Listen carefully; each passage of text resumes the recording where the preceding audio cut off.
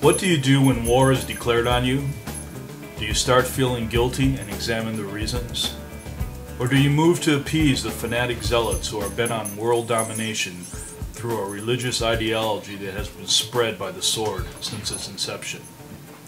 What do you do if the killer openly announces his plans to terminate your family and then sends his cousin to rent a room in your house so that you can listen to his point of view while he plans your death?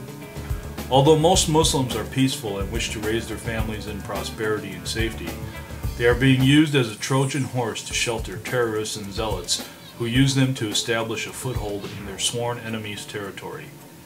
The documentary The Third Jihad, which was just released, explains how Islamofascists are infiltrating North American communities and establishing apparently legitimate front organizations like the Council on American Islamic Relations, the Muslim Student Association, and others to dupe democratically minded citizens into believing the possibility that Islam can and will assimilate into Western society, when in fact their true goal is to dominate religious, cultural, and political life.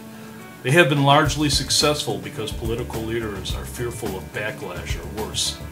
The fundamental Islamists have created an environment of great concern and terror in the hearts and minds of many in this country, undermining the principles and foundations of what America and Western culture stands for: freedom, equality, and tolerance. We are in a state of war which many choose to ignore. The recent terrorist attack at Fort Hood by a fundamental Muslim, true to the Prophet Muhammad's exhortations, reminds us again, sadly, how dangerous the situation has become.